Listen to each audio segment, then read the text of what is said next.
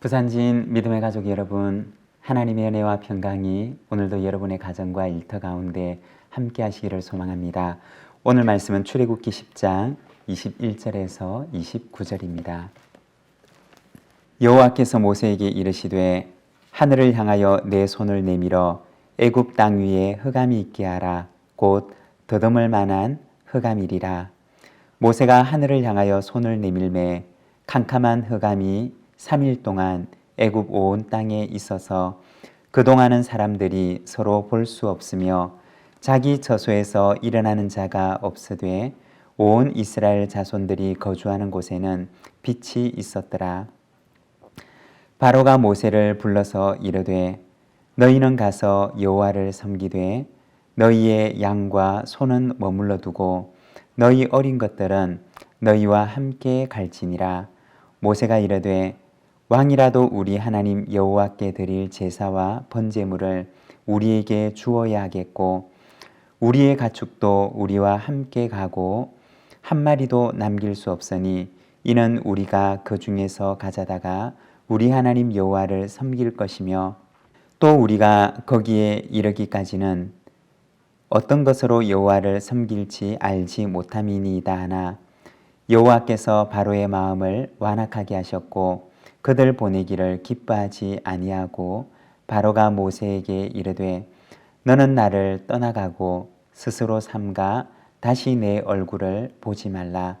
내가 내 얼굴을 보는 날에는 죽으리라.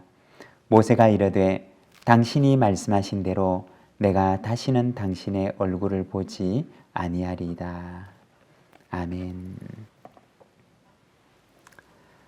오늘 우리가 읽은 이 말씀에서는 이제 하나님께서 애굽에게 9번째 재앙을 내리시는 말씀입니다. 21절입니다. 여호와께서 모세에게 이르시되 하늘을 향하여 내 손을 내밀어 애굽 땅 위에 흑암이 있게 하라. 곧 더듬을 만한 흑암이리라. 애굽 전역에 흑암이 많은데 그 흑암의 정도가 어느 정도였느냐? 23절에 보면 사람이 서로 볼 수가 없었고 사람들이 자기 처소에서 일어나 바깥으로 다닐 수 없을 만큼의 흑암이었다고 이야기를 합니다. 이렇게 애굽 전역에 흑암이 임하지만 그러나 이스라엘 백성들이 사는 곳에는 빛이 있었다고 말씀합니다. 하나님께서 얼마 동안 그들의 빛을 가리셨느냐? 3일 동안 그 빛을 가리십니다. 평생 동안 허락하셨던 그 빛을 3일 동안 가리셨는데 이것이 그들에게는 그렇게 크나큰 재앙처럼 여겨졌던 것입니다. 여러분, 우리가 다른 한편으로 생각을 해보면 우리가 1년 365일을 살아가는데 우리도 알지 못하는 사이에 우리는 얼마나 하나님의 큰 은혜를 받고 살아가고 있는가를 생각해 볼 수가 있습니다. 1년 365일이라면 60세 인생을 산 사람이라면 21,900일의 빛을 보며 살아가는 것입니다. 생각을 해보면 만일 애굽에 있는 그 사람들 가운데도 60세를 살았던 사람이라면 21,997일을 하나님께서 허락하셨던 그 햇빛을 누리며 살았던 것입니다. 그 가운데 3일을 햇빛이 없는 날을 보내게 됩니다. 20,000일이 넘는 감사는 잊어버리고 3일간의 빛을 볼 수 없음에 절망하고 있는 애굽 사람들의 모습을 보게 됩니다. 여러분, 우리의 인생 가운데도 어쩌면 잠깐의 구름이 덮일 수가 있을 것입니다.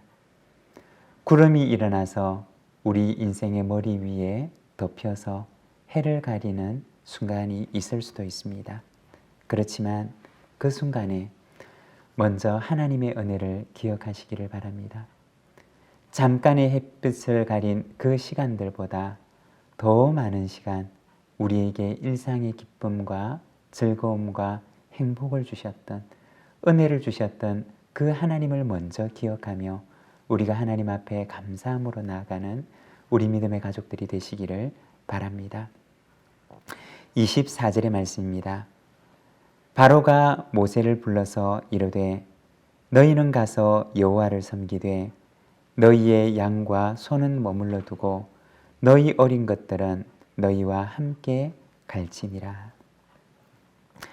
바로는 모세에게 말하기를 어린아이들은 데려가도 좋지만 너희의 양과 소는 두고 가라고 말합니다. 이스라엘 백성들을 더 이상 붙들어 줄 수가 없게 되었다는 사실을 알게 된 바로는 다 가도 좋지만 너희의 소유는 두고 가라고 이야기를 합니다. 이스라엘 백성들을 빈손으로 돌려보내고자 했던 것입니다. 우리가 이스라엘 백성들을 돌아보면 그들은 400년이 넘는 시간을 애굽에서 보냈습니다.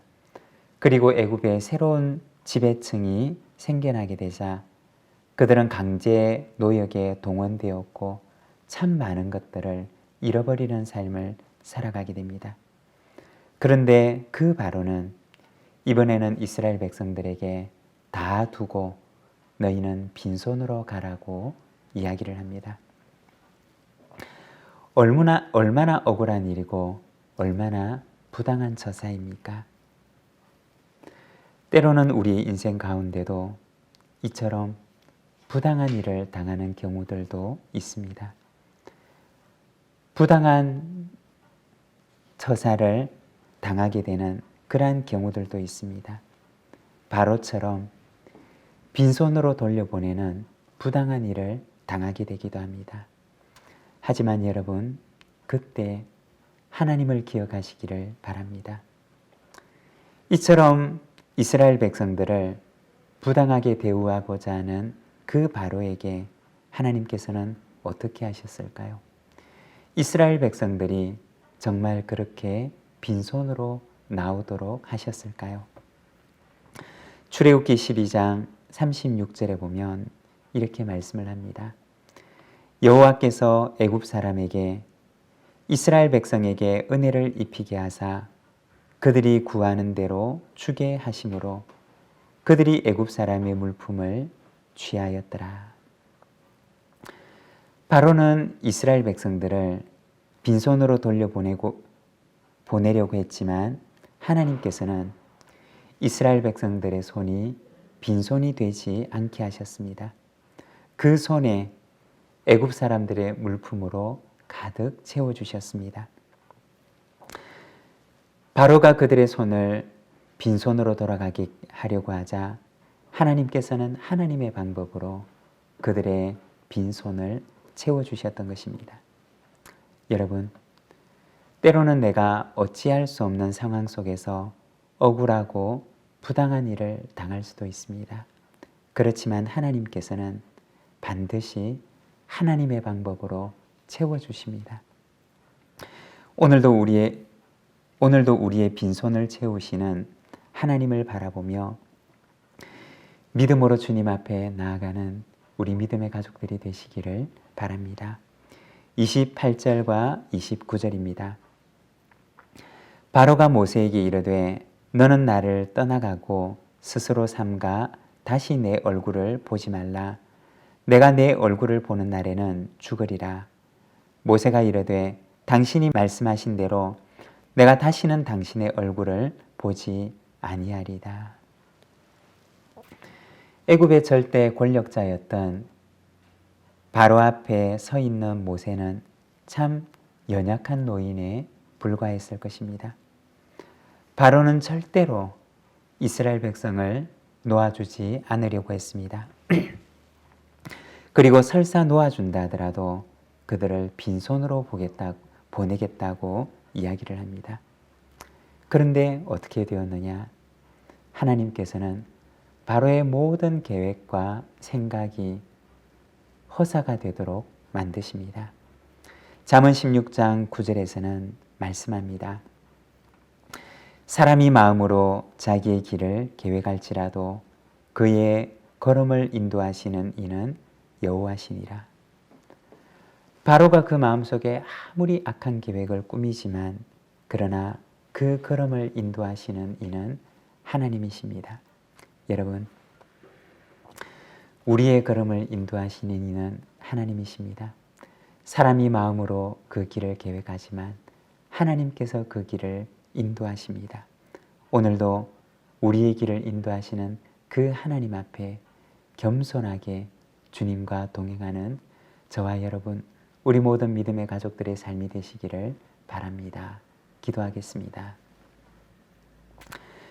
사랑의 하나님 아버지, 은혜를 감사합니다. 오늘도 이 아침 주님의 말씀 앞에 서게 하시고 그 말씀을 따라 오늘도 이 하루의 길을 행하게 하시니 감사합니다. 사람이 마음으로 그의 길을 계획하지만 그 걸음을 인도하시는 이는 여호와 하나님이심을 우리가 주의 말씀을 통하여 바라봅니다. 사랑하는 하나님 아버지, 오늘 이 하루를 주께 의탁하며 주님께서 우리의 걸음을 인도해 주시기를 주님 앞에 간구하며 나아갑니다. 하나님 아버지, 오늘도 주님과 함께 동행하는 하루가 되게 하시고 오늘도 겸손히 주님과 함께 행하는 복된 이날이 되게 하여 주시옵소서. 우리 구주 예수 그리스도의 이름으로 기도드립니다. 아멘.